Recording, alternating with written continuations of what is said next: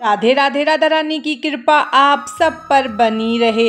दिवाली पर्व की आप सभी को हार्दिक शुभकामनाएं। आज हम नरक चतुर्दशी, रूप चौदस या छोटी दिवाली की कथा सुनेंगे। तो चलिए हम अपनी कथा को शुरू करते हैं। कार्तिक कृष्ण चतुर्दशी का दिन नरक चतुर्दशी का पर्व मनाया जाता है। इस दिन नरक से मुक्ति पाने के लिए प्रातःकाल तेल लगाकर अपाम मार्ग चीचड़ी पौधे के सहित जल से स्नान करना चाहिए। इस दिन शाम को यमराज के लिए दीपदान करना चाहिए। कहा जाता है इसी दिन भगवान कृष्ण जी ने नरकासुर नामक महादैत्य का संहार किया था।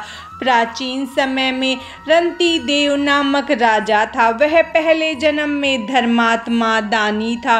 उसी पूर्व करते कर्मों से इस जन्म में भी राजा ने अपार दान आदि करके सत्कार्य किए। जब उसका अंत समय आया तब यमराज के दूत उन्हें लेने आए। बार बार राजा को लाल लाल आंखें निकाल कर कह रहे थे, राजा नरक में चलो, तुम्हें वहीं चलना पड़ेगा। इस पर राजा घबराया और नरक में चलने का कारण पूछा।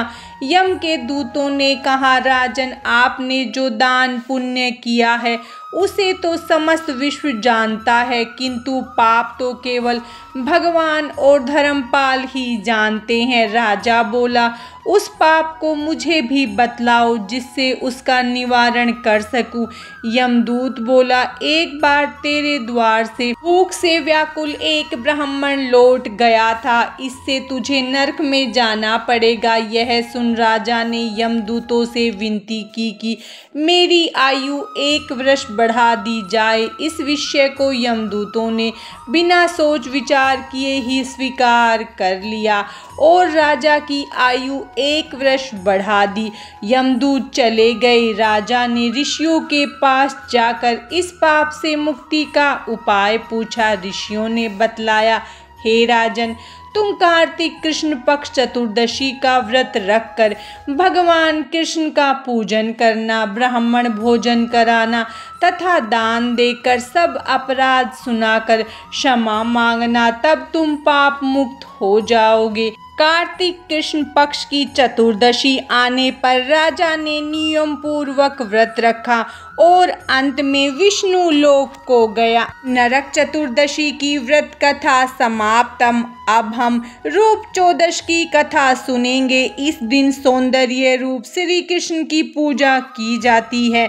ऐसा करने से भगवान सुंदरता देते हैं। एक समय भारतवर्ष में हिरण्यगर्भ नामक नगर में एक योगी राज रहते थे। उन्होंने अपने मन को एकाग्र करके भगवान में लीन होना चाहा। उन्होंने समाधि लगा ली। समाधि को कुछ ही दिन बीते थे कि उनके शरीर में कीड़े पड़ गए। आँखों में रोंवों बोहों और सिर के बालों में जुएं हो गई। इससे योगी राज दुखी रहने लगे। उसी समय नारद मुनि वहां पधारे।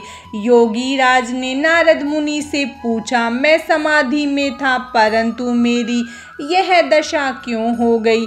तब नारद जी ने बताया, हे योगी राज, तुम भगवान का चिंतन तो करते हो परंतु देह आचार का पालन नहीं करते, इसीलिए तुम्हारी यह दशा हुई है। योगी राज ने देह आचार के विषय में नारद जी से पूछा। नारद जी बोले, देह आचार के विषय में जानने से अब कोई लाभ नहीं है। पहले तुम्हें जो मैं बताता हूँ उसे करो, देह आचार के बारे में फिर बताऊंगा। इस बार कार्तिक मास की कृष्ण पक्ष की चतुर्दशी को व्रत रखकर भगवान की पूजा ध्यान से करना।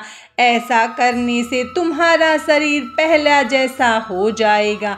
योगी राज ने ऐसा ही किया और उनका शरीर पहले जैसा हो गया। उसी दिन से इस चतुर्दशी को रूप चतुर्दशी कहते हैं। रूप चौदस की कथा समाप्तम। भगवान श्री हरि विष्णु और माता लक्ष्मी की कृपा आप सब पर सदा बनी रहे। राधे राधे।